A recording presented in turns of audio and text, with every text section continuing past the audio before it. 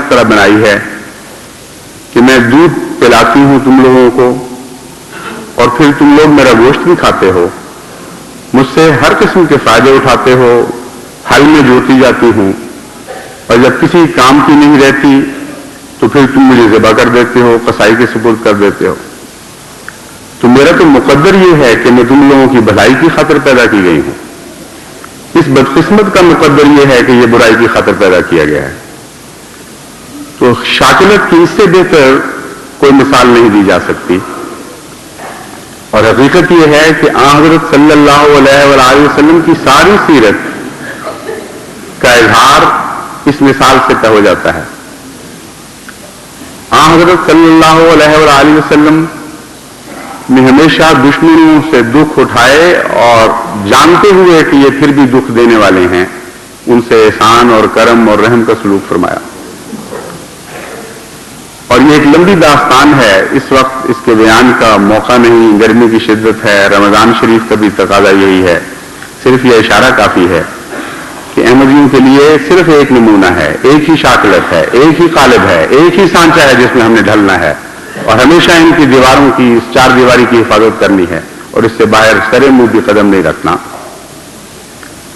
دوسرا پہلو شاکلت کا انفرادی ہے۔ اس عمومی سنت محمد مصطفیٰ صلی اللہ علیہ وآلہ وسلم کے دائرے میں رہتے ہوئے بھی ہر انسان کی ایک انفرادیت ہوتی ہے۔ ابو بکر بھی سنت محمد مصطفیٰ پر ہی چلنے والے تھے، لیکن ان کا ایک اپنا رنگ تھا۔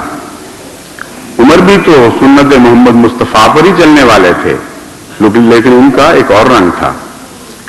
عثمان بھی سنت محمد مصطفیٰ ہی کے عاشق تھے، لیکن ان کا بھی ایک اپنا رنگ تھا، اور علی بھی محمد مصطفیٰ ہی کے غلام تھے، لیکن ان کا بھی ایک الگ رنگ تھا۔ کلو یعمل علی شاکلتہ، وہ اپنی انفرادیت کی وجہ سے مجبور تھے کہ سنت کا جو تصور ان کے دل میں تھا اور ان کا ذاتی قالب سنت کو جس صورت میں قبول کر رہا تھا اسی طرح اس کو رنگ کو اپنے اندر اختیار کریں اور اسی طرز کو اختیار کریں جو اللہ تعالیٰ نے ان کی شاکلت کے اندر رکھ دی تھی۔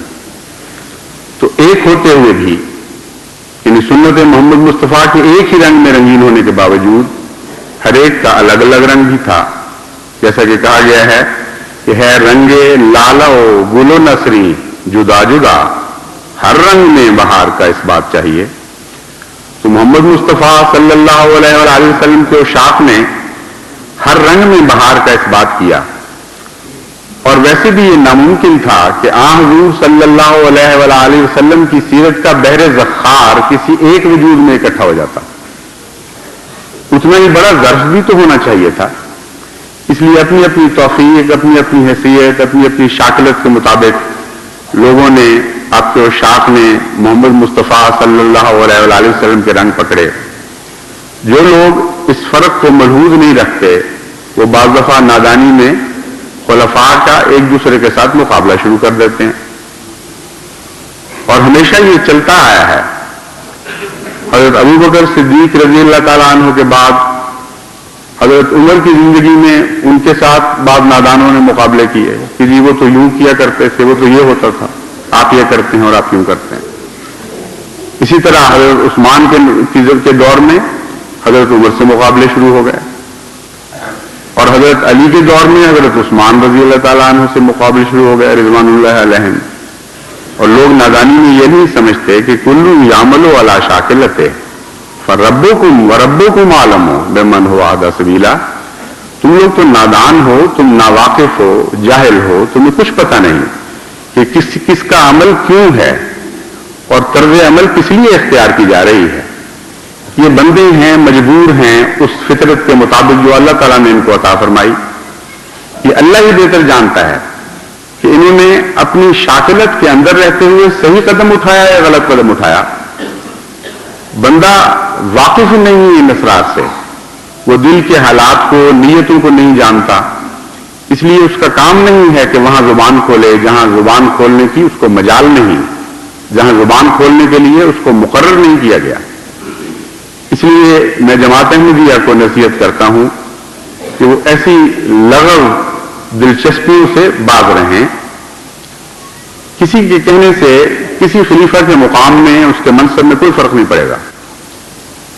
جو فرق پڑے گا اور پڑتا ہے وہ صرف اللہ کی نظر میں ہے، اور وہی بہتر جانتا ہے کہ کسی نے اپنی استعداد کے مطابق پورا استفادہ کیا کہ نہیں. بعض دفعہ استعدادوں کے مختلف ہونے کے نتیجے میں مختلف طرز عمل رونما ہوتے ہیں، اور اس کے باوجود بظاہر ایک کم نتیجے کو ایک بظاہر زیادہ نتیجے پر فوقیت دے دی جاتی ہے. مثلا ایک شخص کو اللہ تعالیٰ نے استعداد عطا فرمائی ہے کہ وہ دنیا کا بہترین دوڑنے والا بن جائے، اور وہ استعدادوں کو ضائع کر دیتا ہے. وہ بہترین تو نہیں بنتا، لیکن اپنے ملک کا بہترین کھلاڑی بن جاتا ہے. اور ایک انسان کو زیادہ سے زیادہ یہ استطاعت ہے کہ وہ اپنے ضلع کے اندر اول آئے اور ضلع کے اندر سب سے بہترین دوڑنے والا شمار ہو، اور وہ ساری طاقتیں استعمال کر کے اپنے ضلع میں اول آ جاتا ہے.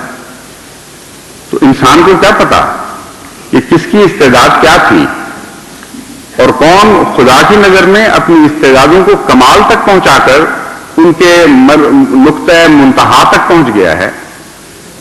یہ چھوٹی سی مثال میں نے اس لیے دی ہے کہ اپنی لاعلمی اور جاہلیت کو سمجھنا چاہیے، اور تقاضا یہ ہے انکساری کا اور اپنے مقام بندگی کو سمجھنے کا کہ انسان ان معاملات میں دخل نہ دے جو اللہ کے معاملات ہیں، اور اللہ کے معاملات کو اللہ پر رہنے دے. بندے کا کام یہ ہے کہ استغفار سے کام لے، دعائیں کرے، اور دعاؤں کے ذریعے من حیث الجماعت ساری جماعت اپنے وقت کے خلیفہ کی کمزوریوں سے پردہ پوشی کی دعا کرے، اللہ تعالیٰ سے دعا کرے کہ اللہ تعالیٰ اس پر رحم فرمائے، اور جتنی بھی استطاعت اس نے بخشی ہے اس استطاعت کے بہترین استعمال کا موقع اس کو عطا فرمائے، تاکہ اس کی رضا کی نظر پڑے اس پر. اور اگر آپ کے خلیفہ پر آپ کے اللہ کی رضا کی نظر پڑے گی تو میں آپ کو یقین دلاتا ہوں کہ ساری جماعت پر اللہ کی رضا اور محبت اور پیار کی نظریں پڑیں گی. اللہ تعالی ہمیں اس کی توفیق عطا فرمائے.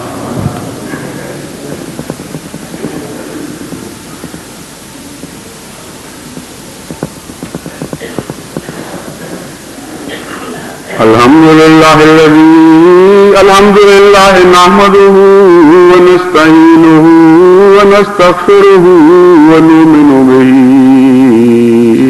ونتوكل عليه ونعوذ بالله من شرور أنفسنا ومن سيئات أعمالنا ومن يهده الله فلا مضل له ومن يضلله فلا هادي له ونشهد أن لا إله إلا الله وحده لا شريك له ونشهد أن محمدا عبده ورسوله. عباد الله رحمكم الله، إن الله يأمر بالعدل والإحسان وإيتاء ذي القربى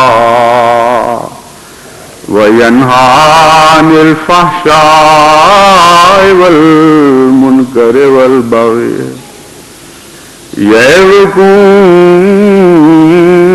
لعلكم تذكرون. اذكروا الله يذكركم وادعوه يستجب لكم ولذكر الله أكبر.